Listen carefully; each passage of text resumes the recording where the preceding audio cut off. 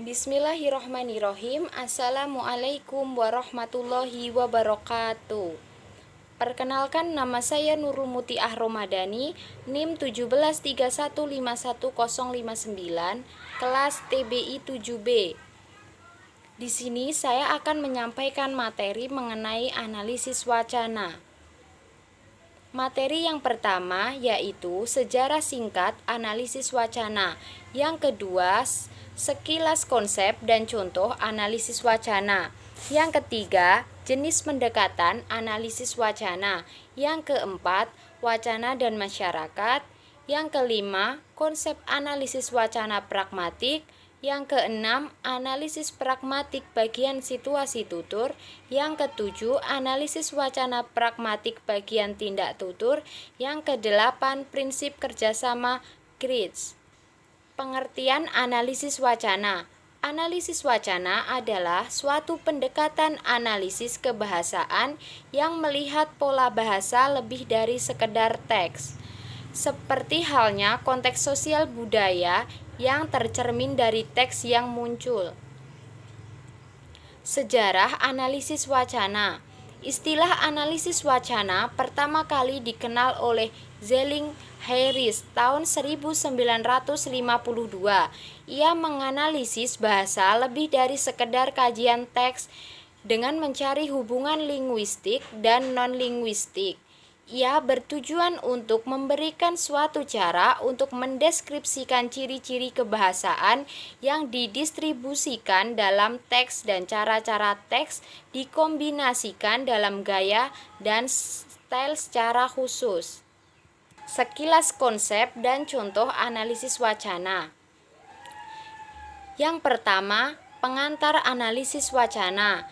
A. Struktur wacana teks dimunculkan dalam sapaan penjaga Indomaret seperti "Selamat berbelanja di Indomaret".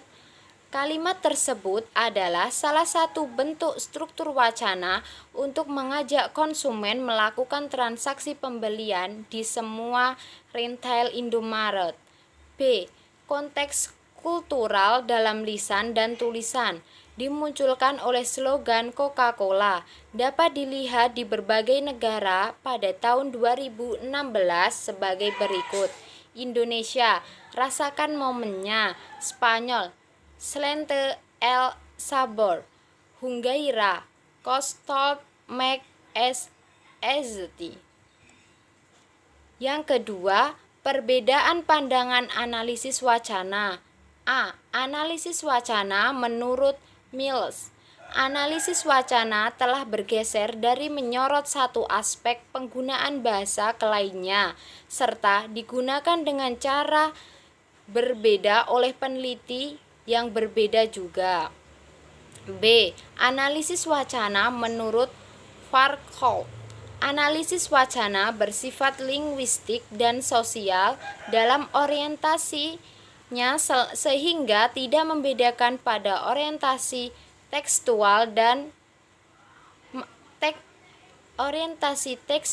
maupun sosial. C. Analisis wacana menurut Cameron and Kulik. Bahasa selalu lekat dengan sosial sehingga analisis wacana tetap harus ditafsirkan dalam hal makna dan fungsi sosial mereka.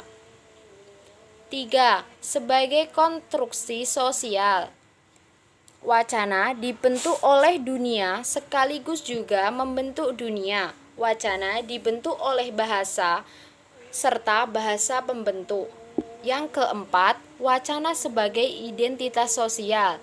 Cara kita membuat terlihat dari dikenali siapa kita dan apa yang kita lakukan selalu melibatkan lebih dari sekedar bahasa. Yang kelima, wacana dan intertekstual.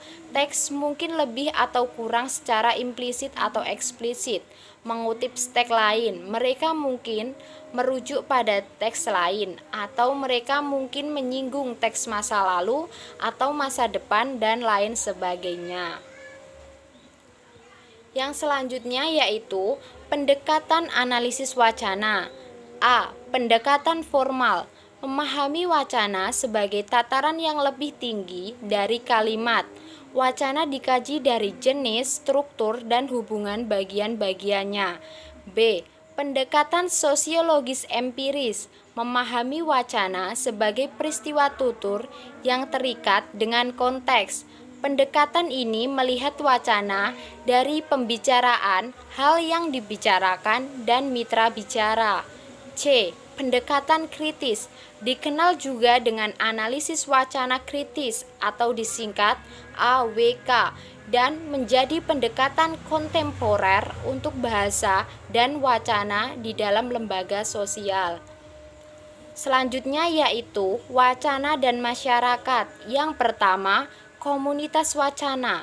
Komunitas wacana merupakan sekelompok orang yang berbagi berupa jenis aktivitas. Mereka memiliki komunitas khusus satu sama lain karena memiliki tujuan dan keyakinan yang sama.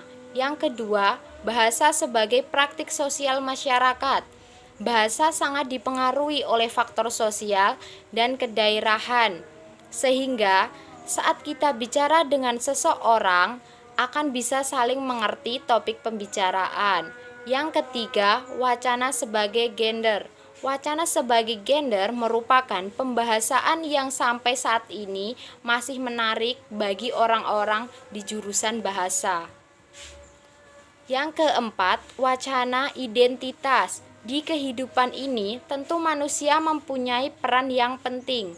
Peran tersebut mengikuti peran yang dijalankannya, sehingga wacana ini akan mencerminkan identitas seseorang berdasarkan wacana-wacana yang dibahas sebelumnya.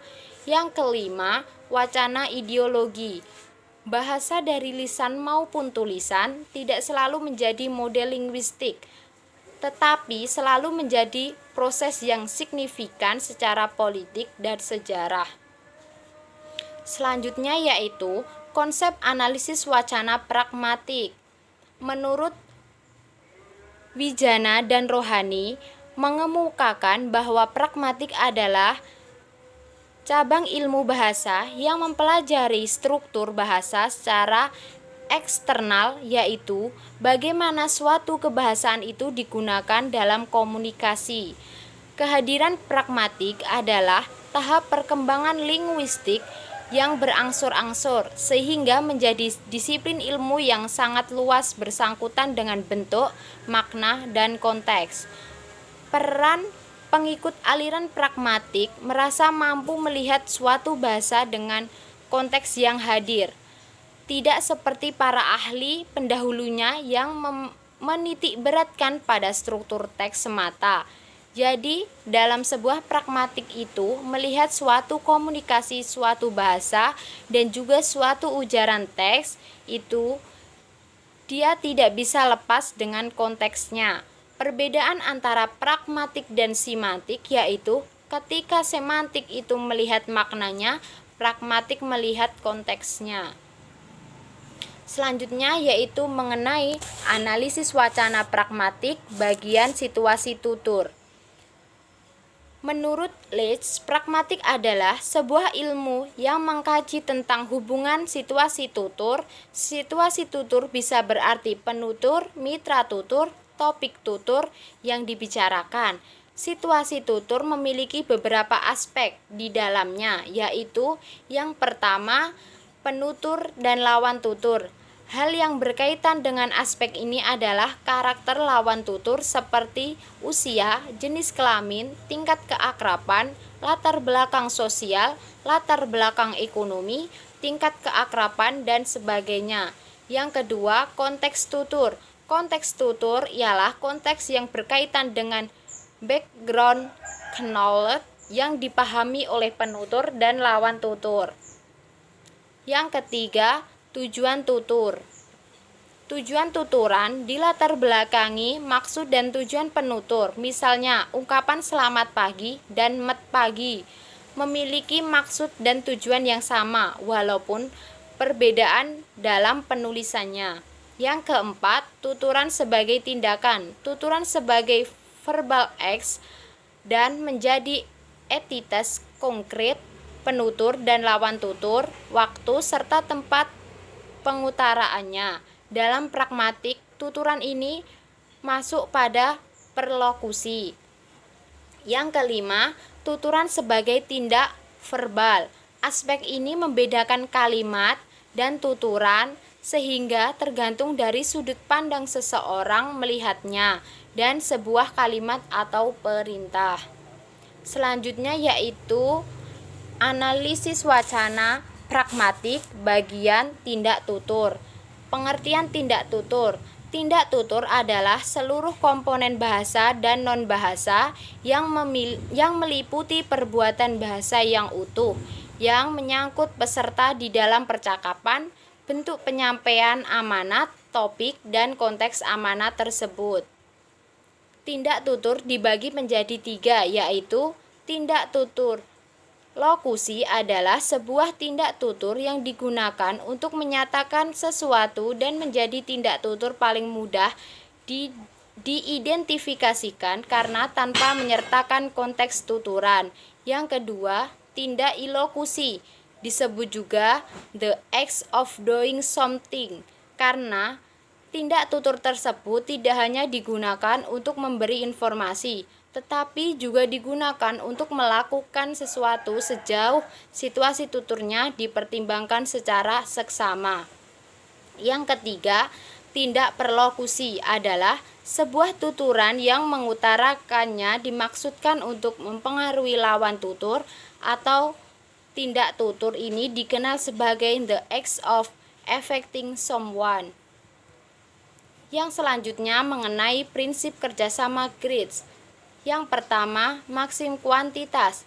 Menghendaki setiap peserta pertuturan memberikan kontribusi yang secukupnya atau sebanyak yang dibutuhkan lawan bicara.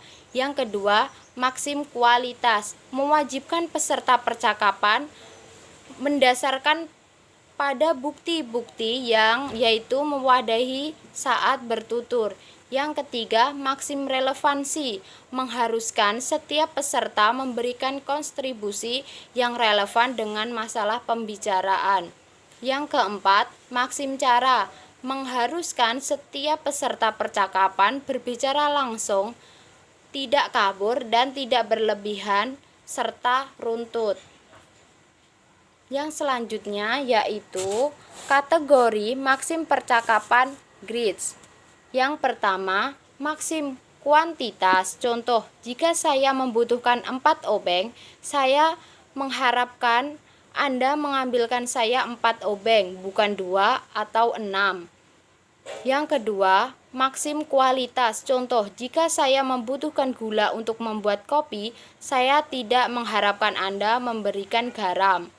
Yang ketiga, maksim relevansi. Contoh, jika saya sedang mengadu adonan kue, saya tidak mengharapkan buku yang bagus atau bahkan kain oven, walaupun benda yang terakhir ini saya butuhkan di tahap berikutnya. Yang keempat, maksim cara. Contoh, saya mengharapkan teman kerja saya memahami kontribusi yang harus dilakukan secara rasional. Mungkin itu yang dapat saya sampaikan. Apabila ada kurangnya saya mohon maaf, dan apabila ada salah kata saya juga mohon maaf. Wabillahi taufiq wal hidayah. Wassalamualaikum warahmatullahi wabarakatuh.